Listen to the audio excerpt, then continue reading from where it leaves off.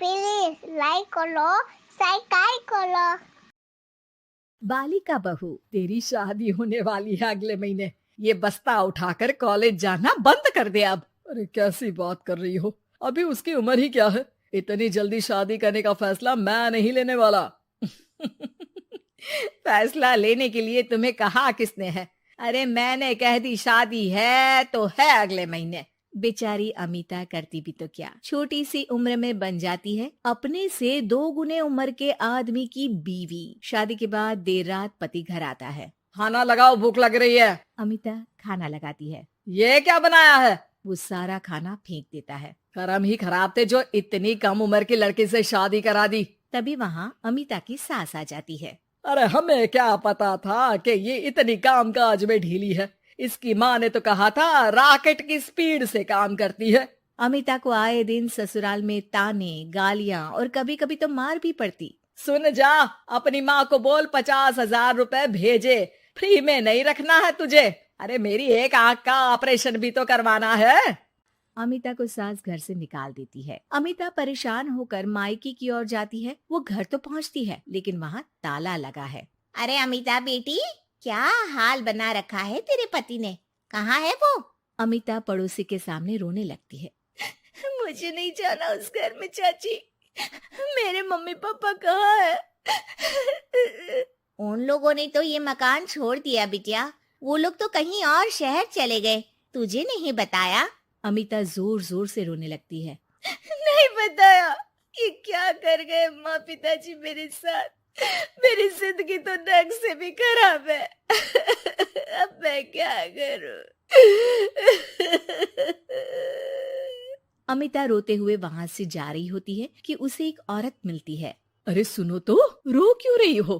तो क्या करूं, हंसू? अमिता उस औरत को अपनी सारी कहानी बताती है। देखो, मेरा सिलाई का काम है, अगर तुम चाहो तो मेरे साथ ये काम कर सकती हो। बदले में मैं तुम्हें रहने की जगह, खाना और 1 दिन का 100 रुपया भी दूंगी।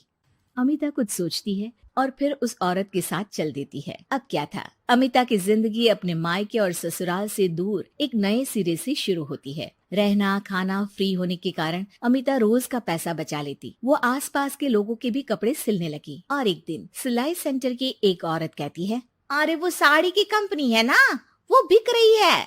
पास बैठी अमिता सारी बात सुन रही थी। हाँ हाँ, बिक तो रही है, लेकिन उस बंद पड़ी मनहूस कंपनी को खरीदेगा कौन? तभी तो इतनी सस्ती बिक रही है, लेकिन कोई खरीदार नहीं है फिर भी। कितने की बिक रही है? अरे पूरे 5 लाख में मशीनों के साथ, लेकिन यहाँ कोई लेबर काम नहीं करेगा। पुराने मालिक ने किसी को पैसे ही नहीं दिए। उन लोगों ने कहा है कि जो नया मालिक आएगा वो लोगों को पैसा देगा। 5 लाख। अमिता घर आती है और अपने पैसे गिनती है, पूरे 3 लाख। अमिता सिलाई सेंटर वाली उस औरत के पास जाकर कहती है, चाची, मैंने इतने साल की कमाई में ये पैसे जमा किए हैं, पूरे 3 लाख है। वो बंद साड़ी की फैक्ट्री मैं खरीदना चाहती हूँ। अरे अमिता, पागल हो गई हो क्या? वो 5 लाख की बंद मनहूस फैक्ट्री खरीदेगी, फिर लेबर का बकाया पैसा देगी, और वो फैक्ट्री चलेगी कि नहीं ये भी कोई नहीं जानता। लेकिन अमिता नहीं मानती। वो उस औरत से कहती है कि वो उस फैक्ट्री को खरीदना चाहती है और खरीद कर ही रहेगी। औरत भी अमिता की मदद कर देती है और फिर अमिता के नाम एक साड़ी फैक्ट्री हो जाती है। शुभारंभ वाले दिन अमिता लेबर से कहती है, मैं इस फैक्ट्री को दोबारा खड़ी करना चाहती हूँ। आप लोग इसमें माहिर हैं। मैं नहीं जानती कि पहले वाला मालिक के काम करने का क्या तरीका था, लेकिन मैं अपनी योजनाओं के साथ आई हूँ। मेरे पास आप लोगों को देने के लिए अभी तो पैसे नहीं है, लेकिन मैं वादा करती हूँ 3 महीने में आप लोगों के पैसे ब्याज सहित आप लोगों को दे दूंगी। और ये क्या बात होती है? हम सारा दिन फिर से काम करें और पैसे ना मिले तो हम खाएंगे क्या?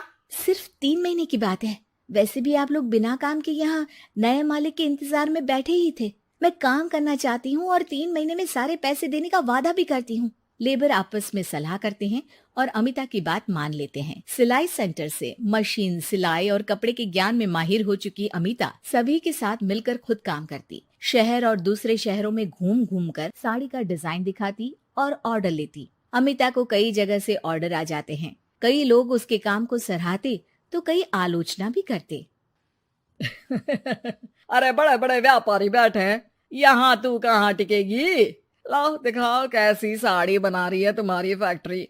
अमिता उन लोगों को साड़ी के डिजाइन दिखाती है कि तभी वहाँ व्यापारी की बीवी आ जाती है।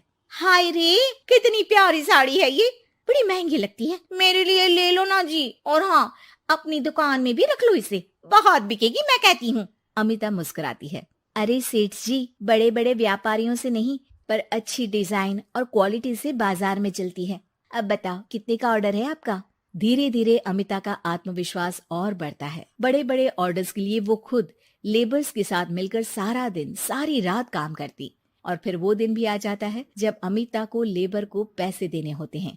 मैं आप लोगों से 3 महीने बाद आज के दिन ये बात करना चाहती हूँ कि मैंने जितने पैसे देने की आपसे बात की थी उतने मैं नहीं दे सकती। हम लोग जानते थे कि पर आपकी कंपनी तो फायदे में है, फिर हमारे पैसे क्यों नहीं देंगी? मतलब आप लोगों के बकाया पैसे, ये 3 महीने के पैसे और ब्याज के साथ मैं आप लोगों को 10% का मुनाफा भी दूंगी। सभी खुश हो जाते हैं। मेरा कोई परिवार नहीं है, लेकिन दिन रात आप लोगों के साथ काम करके मुझे आप लोगों में ही अपना परिवार दिखता है।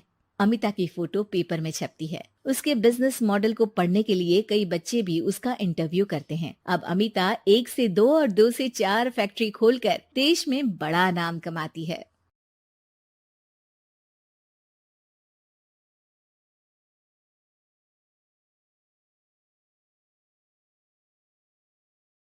প্লিজ লাইক করো, সাবস্ক্রাইব করো।